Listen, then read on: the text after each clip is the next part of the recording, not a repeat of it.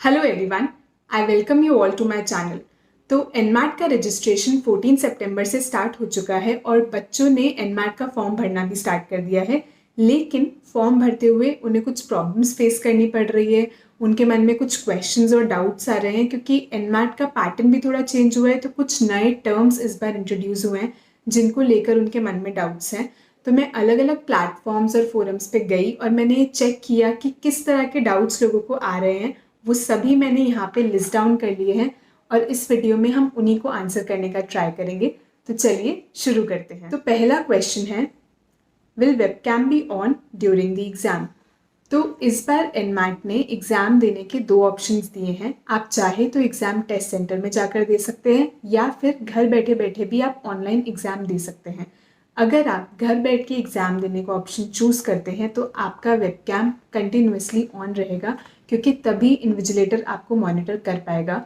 तो इसी साल मेरी सिस्टर ने NMIMS का अंडर ग्रेजुएट लेवल का एंट्रेंस एग्जाम दिया था जो एनपैट है। तो उस टाइम पे भी इन्विजिलेटर रेगुलरली चेक कर रहा था। इनफैक्ट उसने रफ शीट को लैब पर रखकर क्वेश्चन सॉल्व करने का ट्राई किया। तो इन्विजिलेटर ने उसे टोक दिया, उसे बोला बीच में कि आप पेपर ऊपर रख के काम कीजिए।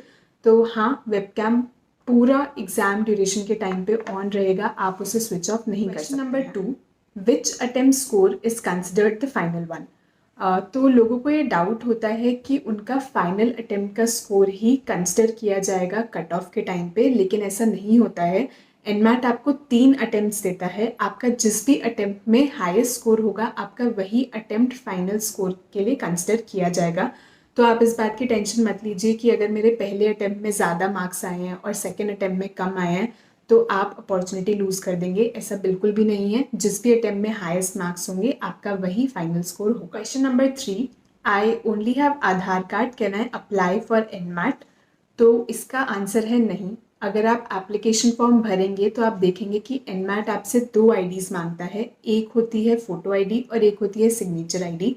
फोटो आईडी में आप Aadhaar card, voter ID, PAN card, passport दे सकते हैं और सिग्नेचर आईडी में आप passport, PAN card, driver's licence और डेबिट कार्ड या क्रेडिट कार्ड दे सकते हैं। अगर आपके पास सिर्फ आधार कार्ड है तो मतलब आपके पास सिर्फ फोटो आईडी है, आपके पास सिग्नेचर आईडी नहीं है, तो आप अप्लाई ही नहीं कर पाएंगे। लेकिन एनमैट का रजिस्ट्रेशन 20 नवंबर तक खुला है और उसके बाद भी आप लेट फीस देके अप्लाई कर सकते हैं। तो मैं आपसे कहूँगी कि अगर आपके पास सिग्नेचर आईडी नहीं है, आप आज ही पैन कार्ड, पासपोर्ट के लिए अप्लाई कर दो। मैंने रिसेंटली ही पासपोर्ट के लिए अप्लाई किया था एंड विदिन 20 डेज़ मेरा पासपोर्ट बाय पोस्ट आ गया था। और पैन कार्ड के लिए भी अप्लाई करने का प्रोसेस पूरा ऑनलाइन होता है। आपके पास मेल में आपका पैन कार्ड आ जाएगा, तो वो भी आप दिखा सकते हो अपने एग्ज़ाम वाले दिन।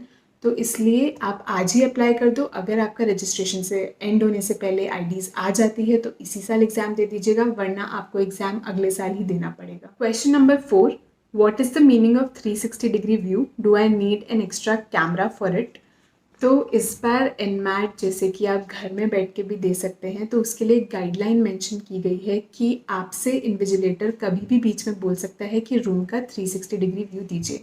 तो सपोज़ आप एग्ज़ाम दे रहे हो, इन्विजिलेटर को कुछ भी आवाज़ आई या उसे ये डाउट हुआ कि रूम में कोई प्रेजेंट है, तो आपसे बोला जा सकता है कि आप अपने रूम का पूरा 360 डिग्री व्यू दो। उसके लिए आपको कोई भी एक्स्ट्रा कैमरा खरीदने की ज़रूरत नहीं है। उसका सिंपल सा मतलब ये है कि आपको अपना लैपटॉप ऐसे उठाना है। सपोज़ आप एग्ज़ाम दे रहे हैं और आपको ऐसे लैपटॉप घुमा कर पूरे रूम का व्यू देना है कि रूम में कोई भी प्रेजेंट नहीं है। तो आपको कोई भी एक्स्ट्रा कैमरा खरीदने की ज़रूरत नहीं है, आपको बस अपने लैपटॉप का वेबकैम घुमाकर ही रूम का व्यू दिखाना है। Question number 5, I am in my last year of graduation, should I select appearing और कंप्लीटेड? तो जो भी MBA एंट्रेंसेस एग्ज़ाम्स होते हैं उन्हें आप देने के लिए अपने ग्रेजुएशन के लास्ट ईयर में ही एलिजिबल हो जाते हो, यानी कि आपकी ग्रेजुएशन अभी कंप्लीट भी नहीं हुई है तब भी आप ये एग्ज़ाम्स दे सकते हो।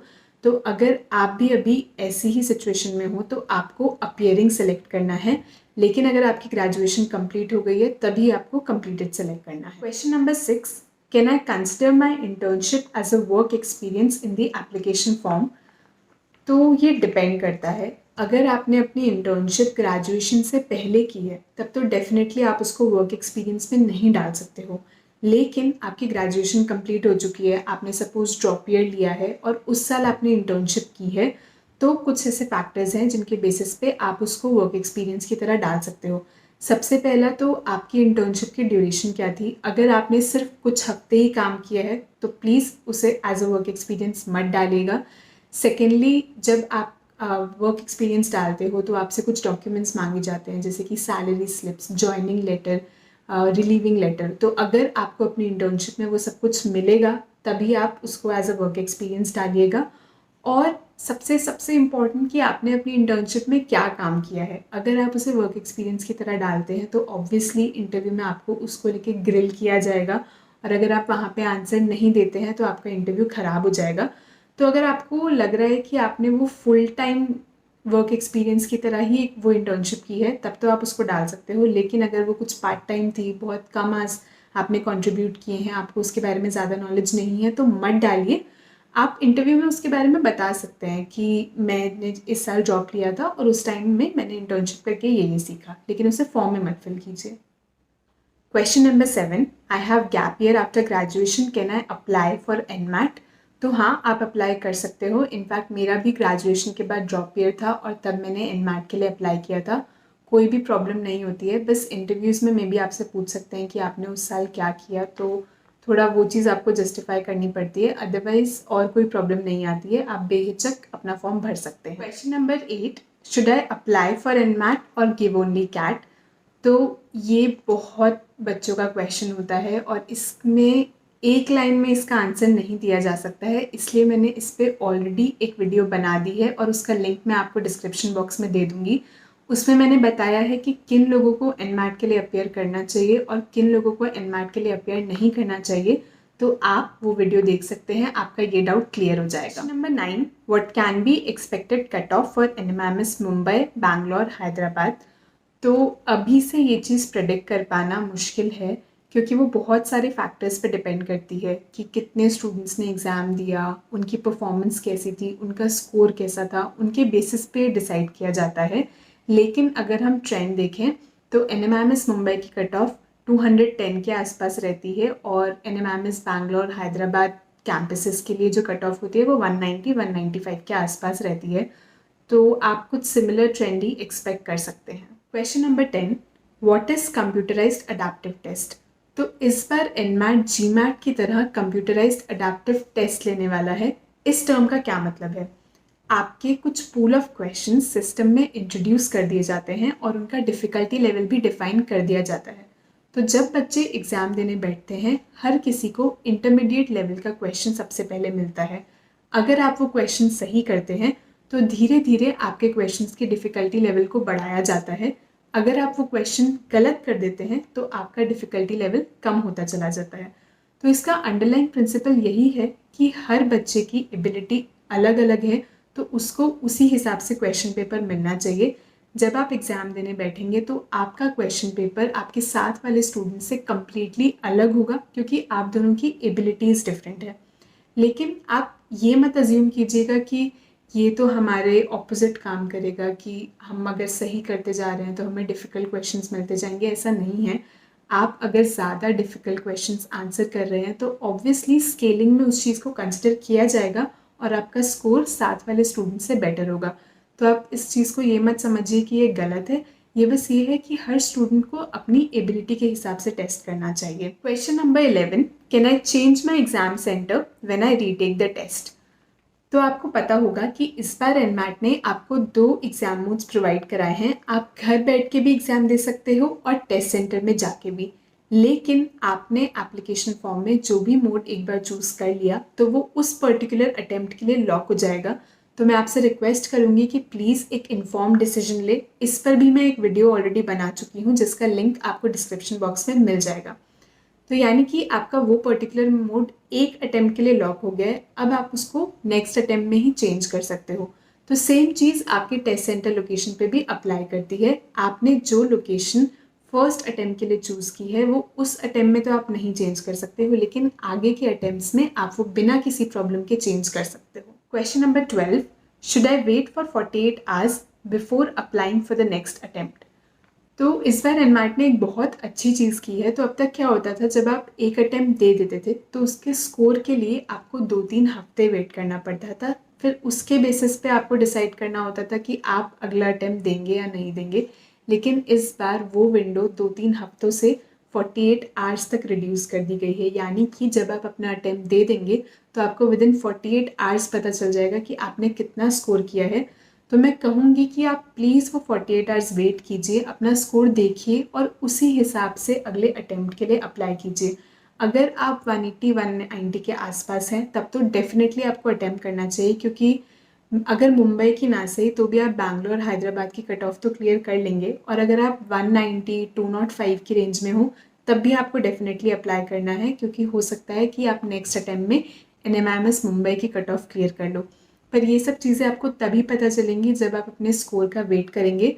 48 आवर्स का टाइम बहुत ज़्यादा नहीं होता है, इसलिए मैं आपको यही सजेस्ट करूँगी कि 48 आवर्स वेट करके ही अगले अटेम्प्ट के बारे में सोचें, क्योंकि अगले अटेम्प्ट की कॉस्ट भी आपको पे करनी पड़ेगी। Question number 13, do I need to apply for the colleges separately?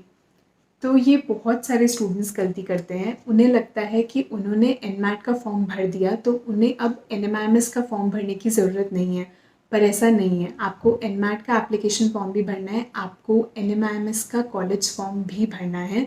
देखिए, जो NMIMS है वो पार्टनरशिप में एग्ज़ाम करा रहा है, तो आप उसका एप्लीकेशन फॉर्म भरते हो, फिर बाद में जब आप सारी कट ऑफ्स वगैरह क्लियर कर लेते हो तो NMIMS का अपना अलग प्रोसेस होता है। वो CD कराता है, आपका PI कराता है, तो उसके लिए भी वो आपको चार्ज करता है। तो यानी कि आपको दोनों ही फॉर्म्स भरने पड़ेंगे।